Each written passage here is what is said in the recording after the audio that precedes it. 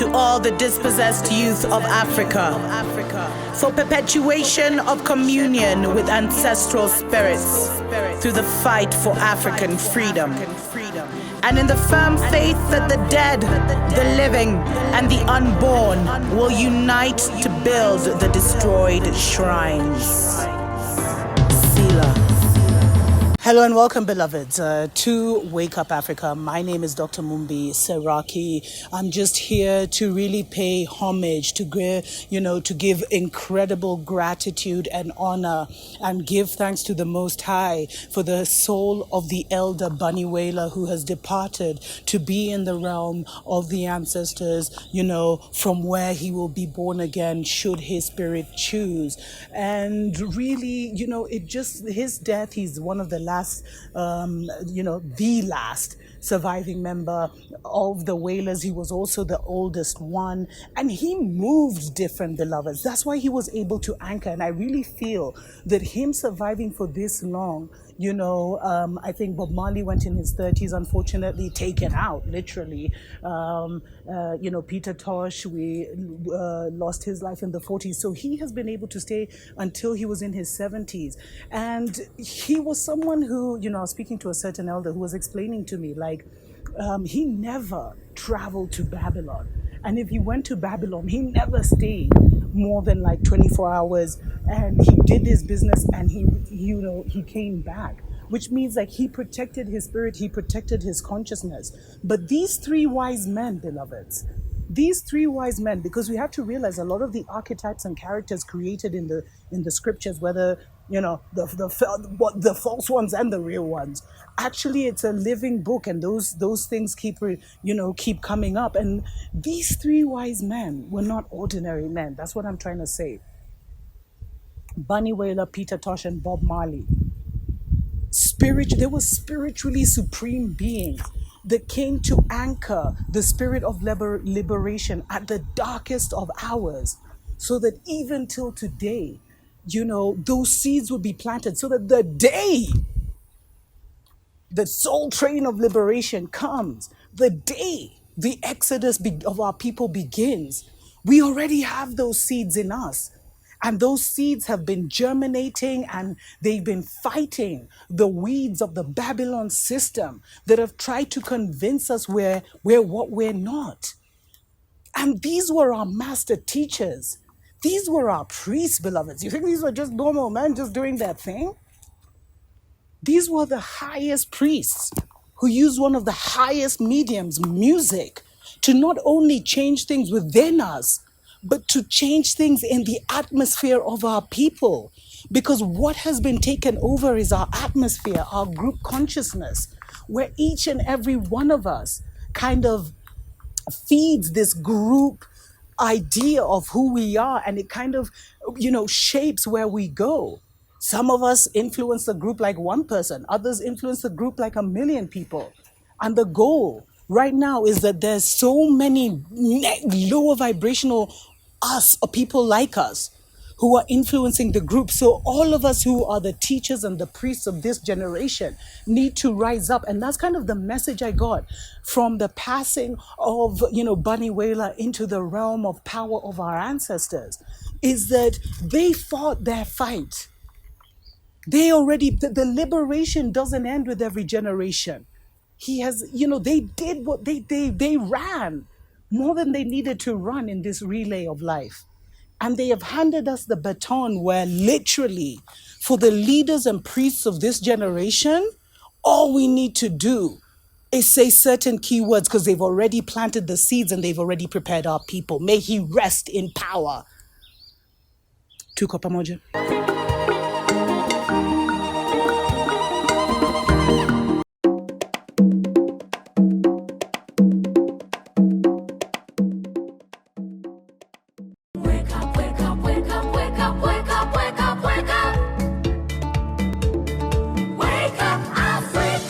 Hello and welcome to another episode of Wake Up Africa. My name is Dr. Mumbi Saraki. What an honor, what a privilege, what a pleasure it is to be able to reason together in such a time as this. We are such an honored and privileged generation to be able to witness the great arising and the great awakening of our people. There will, like the entire universe has been waiting for this. It's even in the scriptures. The entire universe has been waiting for the revealing of the sons of the Most High Creator.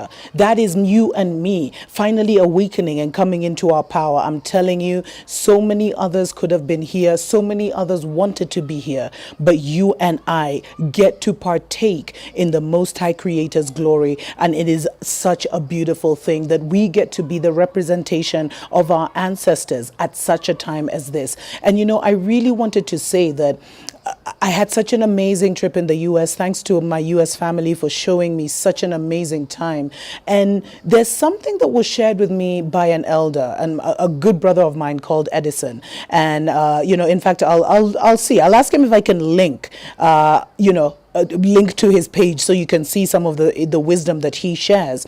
But we were having a conversation the other day, and he was telling me, whenever you travel, it's not the places that are your destination. It's the people you meet that are your destination, because people hold our keys. People hold our next. People hold our healing. And so a lot of times when you look at the places that you have been taken, especially when you've been awakened, or especially when you've been in tuned, to that higher leading, to that inner guidance, you'll recognize that everywhere you go, there are people who have been waiting with something they have for you. Sometimes it's a conversation that will change your life. And you know what? Sometimes it's not even change. It's not even, going to some exotic nation or traveling half the world, or, half the world away to like Harlem or Brooklyn where I was. But it's more about even just, when you feel that spiritual leading to go, go bank something or go get something from the supermarket. I mean, I'm just giving an example, but what you find is that when you are, when you're living a spiritually conscious life, a lot of things, synchronicities start to happen in your life. And with these synchronicities, people are aligned, and those people help you to unlock things that kind of trigger this domino effect inside of you that help you to become whole more quicker, that help you to tap into your power and creativity more quicker, and that open certain gates that would otherwise never have been opened if you had not, connected with that person. And so as we're traveling, because now we're entering, the last quarter, almost September, and then really we're in the last part of the year, as we kind of go full throttle into the end of the year and into 2020, I really want to encourage you to move with that sensitivity that wherever you are led to go, it's not the place that you're going to, but it's the people that you're going to. And sometimes you may be sent to someone to give them a healing word, to give them a reflective word, to transform their lives with your perspective. And even that is what an honor it is to be used by the ancestors, by the Most High, to do such a great work. And you know what this does? It builds it builds spiritual brownie points, so that in your hour of need, you'll be amazed at who and what shows up to your, for your spiritual rescue. So people are your destination, my brothers and sisters. And really, the people I've met this year have totally transformed me in ways that I will never be the same again. And I really believe that as we go into 2020, the Dr. Mumbi show will also never be the same again, because, our fruits reflect who we are, and at every point of our journey, we can only give the best of ourselves at that particular point. We can't give, the best of what we don't know or what we're not aware of. So really, the thing you always want to do is be expanding, be having a consistency. Having a consistently expanding mentality, expanding consciousness, expanding, frame of being so that you can realize your dreams and visions. Because one thing I've realized, and I'll talk about this next week, is that we are the gatekeepers of our experience, in terms of sometimes what we've been praying for all our lives is literally just here. But because of misunderstanding, wrong understanding, warped understanding, we don't see it.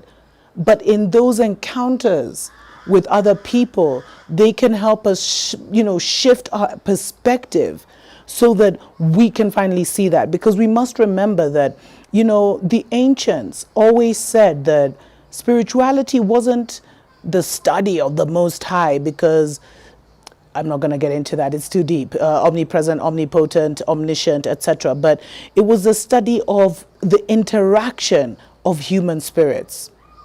And so if that's what it's about, really, we hold each other's blessings as much as we hold each other's curses. I really hope that this word has blessed you. And let's not forget to always pray for Africa. Let's pray for one another, hold us up. And remember that the God of the Black civilization is back. Mwah.